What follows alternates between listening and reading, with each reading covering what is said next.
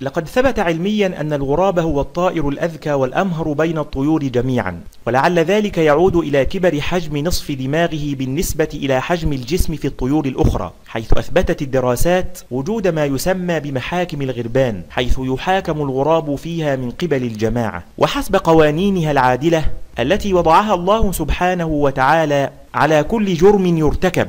وعلى سبيل المثال فعقاب جريمة اغتصاب طعام الصغار هو قيام جماعة من الغربان بنتف ريش الغراب المعتدي حتى يصبح غير قادر على الطيران. لذلك فليس من الغريب أن يتخذ الله من الغراب معلما كي يعلم الإنسان كيفية دفن موتاه، حيث يقول الله تعالى في كتابه العزيز: بسم الله الرحمن الرحيم، فبعث الله غرابا يبحث في الأرض ليريه كيف يواري سوءة أخيه، قال يا ويلتى أعجزت أن أكون مثل هذا الغراب فأواري سوءة أخي فأصبح من النادمين. صدق الله العظيم. حيث توضح لنا الآية الكريمة أن أول جريمة قتل كانت بين قابيل وهابيل ابني سيدنا آدم عليه السلام، حيث قتل قابيل أخوه هابيل، ولذلك لم يكتف بقتل أخيه هابيل بل تركه في العراء، فبعث الله غرابا يحفر حفرة في الأرض ليدفن تلك الجثة ويعلم الإنسان درسا جديدا وليثبت ذكاء ذلك الطائر.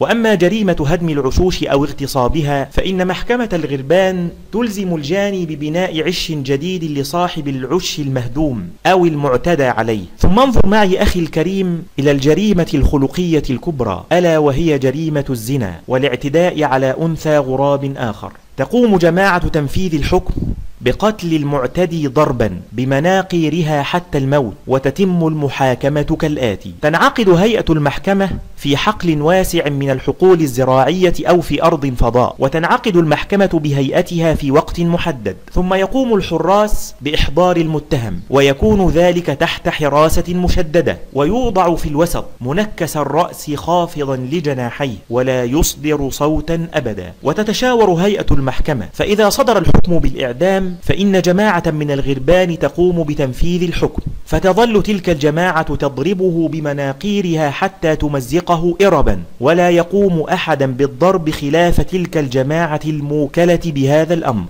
وبعد موته يحفر له قبرا ويوضع فيه صونا لكرامة الموت واحتراما لجثته. وهكذا تقيم جماعة الغربان عدل الله وشرعه في أرضه، فكيف ببني آدم الذين عطلوا حدود الله عز وجل؟ ولقد أثبت المختصون بدراسة سلوك الحيوانات والطيور في أبحاثهم أن الغربان من بين سائر الحيوانات والطيور هم من يقومون بدفن موتاهم، فسبحان الله.